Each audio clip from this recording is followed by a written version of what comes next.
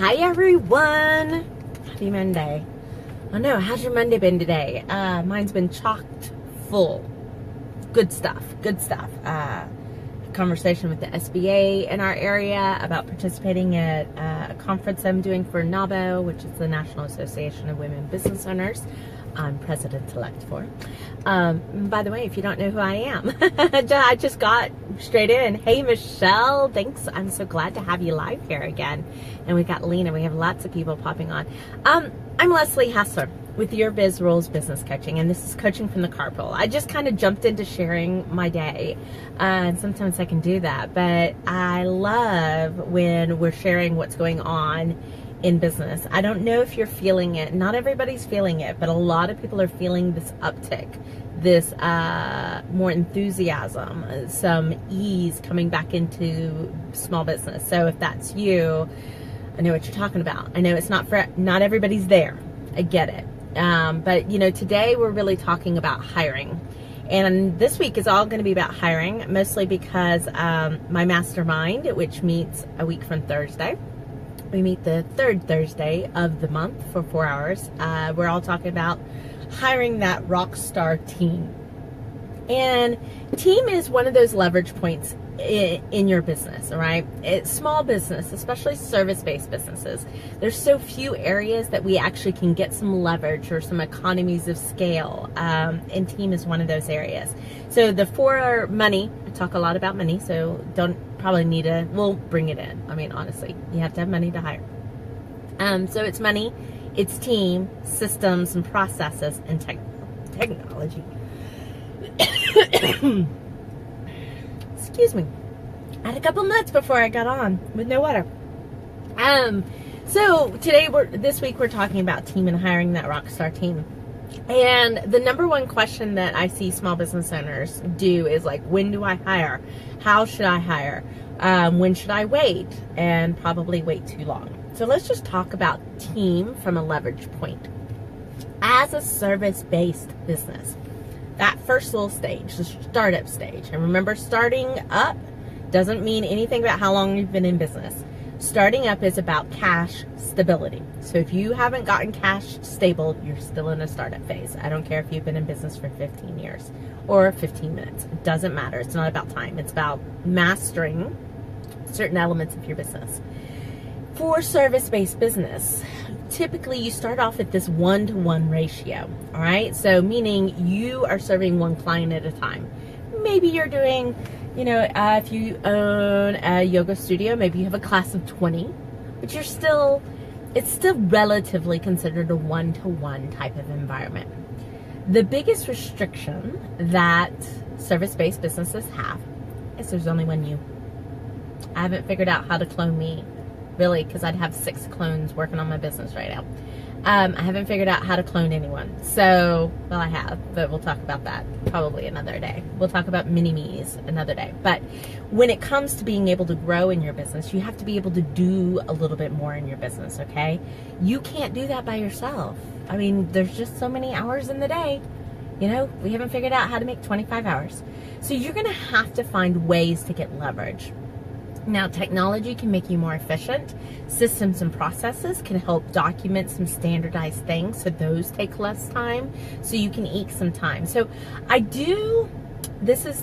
a balancing act, so this is not an ultimatum. I do prefer that you get efficient before you start bringing on more people, or that you have some cash stability and you can see and have some level of comfort with the fact that you're about to jack your expenses up, okay? Now, what I feel like that's one of the biggest reasons that people won't buy is they'll say, or won't engage somebody else. They won't hire a team, is they get this concept of it's too expensive, I can't afford it. Well, the thing about service-based business is actually hiring team can be too expensive, or not hiring team can be a greater expense than hiring the team. Okay, so how is that possible? How could paying somebody else's salary actually be cheaper than me not paying somebody else's salary? Hey, Kelly, not a problem. Thanks. I love them too. Thank you so much. We need to get together soon. I have all sorts of fun little messages popping up today. But so in a service-based business, because that's one of your leverage points, actually increasing the ability to get the work done faster is a cash strategy to increase cash. So when you hold off on increasing your ability to actually leverage and scale, what you're doing is creating inefficiencies and decreasing profit on the back end. Now this is, I gotta tell you, this is, I don't know if I've shared this with you, but you know, Mickey Mouse and the Sorcerer's Apprentice, and he's bumping around and he's got buckets of mopping over here and brooms sweeping over here and things going on everywhere, and he's conducting.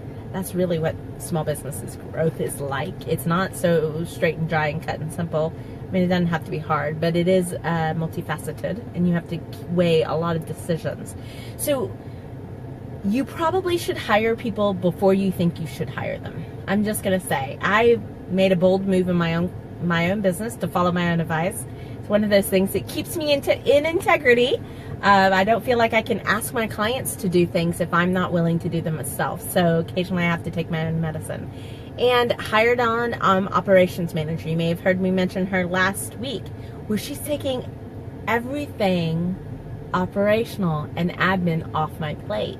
One of the reasons why is that was growing to be such a level that I wasn't able to go out and sell. I wasn't able to go out and find marketing opportunities. I wasn't able to go out to do the mojo that I do the best. And so I was spending way too much time behind the computer trying to keep up with the admin stuff. That is an example of when it's time to hire somebody.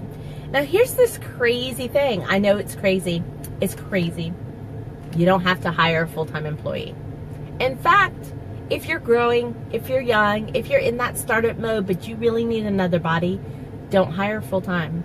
I want you to get to the point of hiring full-time.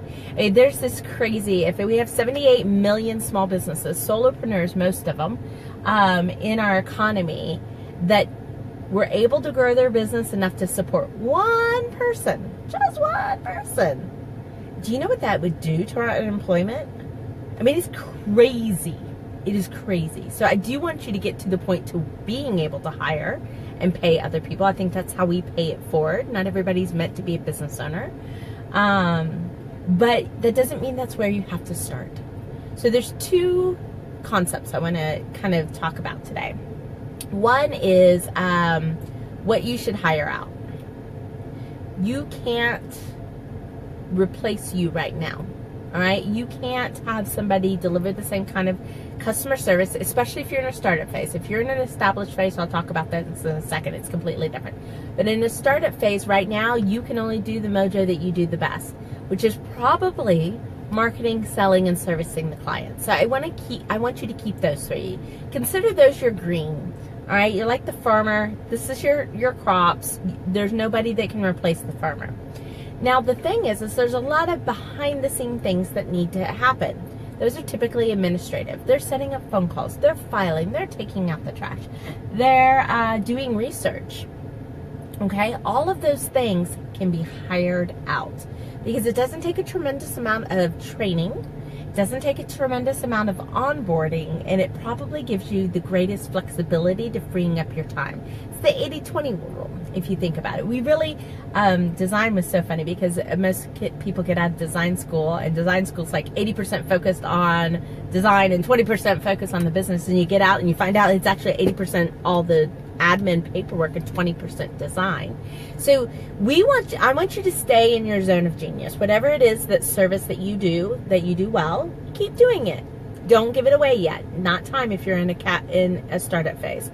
I want you to get rid of all the gobbledygook. I want you to get rid of all the minutia. I want you to get rid of all the busyness, okay, and hire that out first.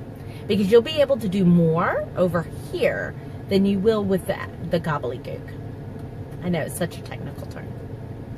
So once you do that, you've got a couple of choices. You can choose what I love, and I call them, okay, so I learned this term, and it's so funny. I was Googling it yesterday to make sure I had the right definition, and I couldn't even find a definition. But there's a concept called micro temporary costs, okay? MTCs.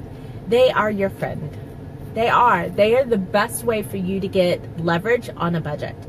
And it's basically that you hire out certain jobs. For instance, I've written the book, right? A lot of you are in the community. If you're not in the book community, the sneak peek community, type hashtag MyBizRules in the comments below and I'll add you. But one of the things that we're going to have to work on is getting some endorsements for the book. And that's going to take some research about, well, I have some people that I would feel honored if they endorsed my book because I respect them and their position in the business community. But there's also a certain marketability, that comes along with that. But I don't know off the top of my head who that would be. So I have to develop a research, right? And so I have a project I put out to my operational manager this morning. And I said, we need to research.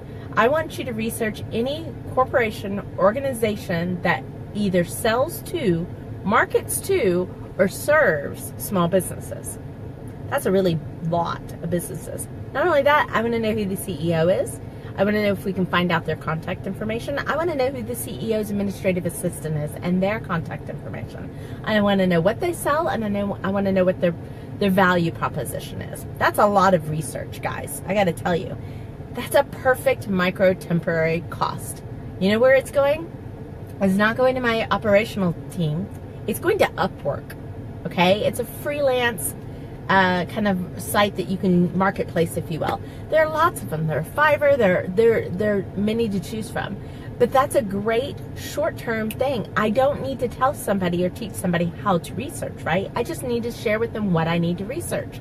They're going to bid on the job. I'm either going to agree with it or not, and then we're going to move on. Chances are I'm going to agree with it because it's so much less expensive for me to pay them to just do this one job than it would be for me to hire a team for it, right? It doesn't require specialized knowledge. They don't need to know my industry. They don't need to know anything about my business. They can just go do the good stuff that they do, and I can use it in return for a smaller cost than if I were to hire somebody, even on a part-time basis, to do research projects. That is step one, all right, for most small businesses. And honestly, it's a tool you can use all day long. You just have to know how to determine which area you need to use. You might just need a part-time person, and that's okay too. Do you know people, this is crazy, people will work for as little as 4 hours a week for you for $15, $20 an hour. It's crazy. Not everybody is looking for a full-time job, guys. And, I love my moms. I am a mom. I see a mom walking by the car at school. Moms would love to make extra money. Maybe they're saving for Christmas. Maybe they're saving for a vacation. Maybe they want a new kitchen. Who knows, whatever those reasons are that they're looking to earn a little cash. But here's what I love the stay-at-home market. Because they typically were professionals. They're pretty smart. They're pretty resourceful, and they know how to multitask. Okay? That might be a great short-term hire for you. Maybe you've got a college student. Maybe you have a retiree that just wants to keep busy. There's a lot of people that can fill this kind of part-time hole, even if all you need is 4 hours a week. Maybe even 1 hour a week. Okay? So don't pigeonhole yourself in to a single solution when it comes to developing team and when to hire. Don't let I can't afford a full-time hire stop you from actually getting help in your business, because that will actually cause a decrease in growth, not an increase in growth, and that's what we're looking at.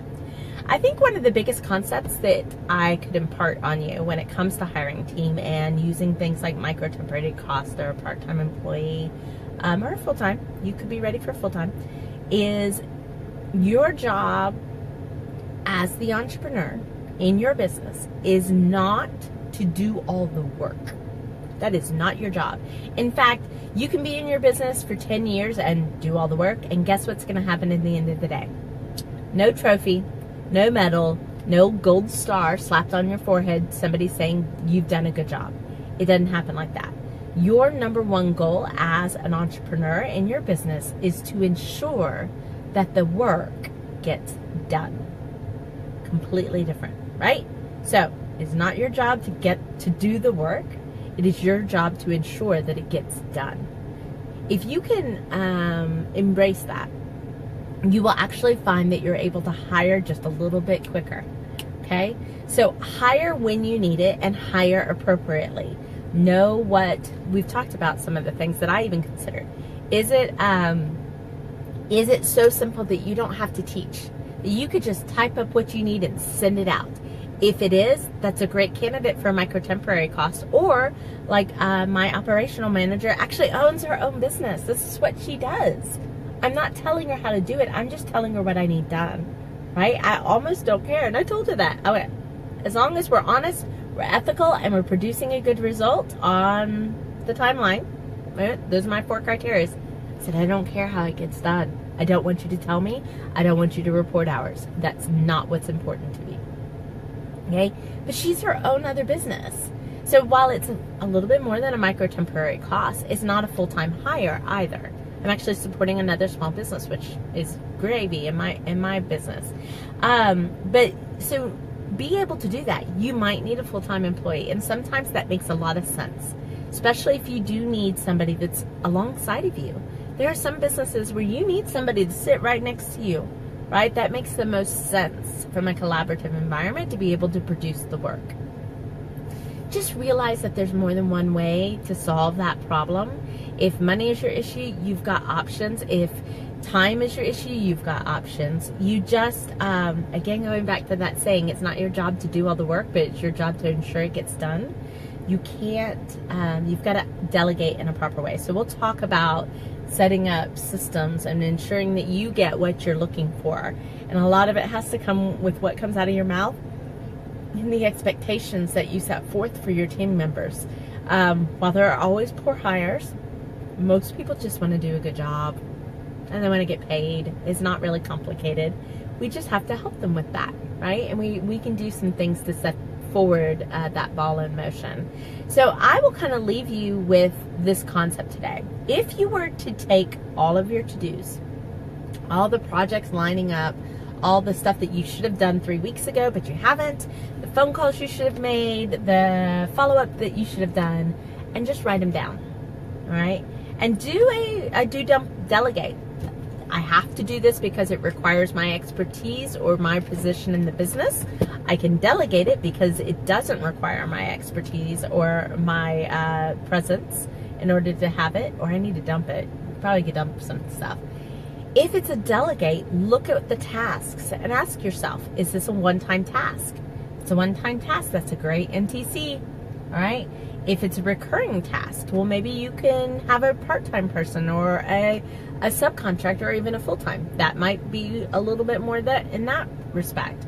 Is it something that requires you teaching somebody how to do it? Or can you hire somebody that knows the how? You just have to communicate your brand and your end product that you desire, right? Is it something that requires a lot of in-office time?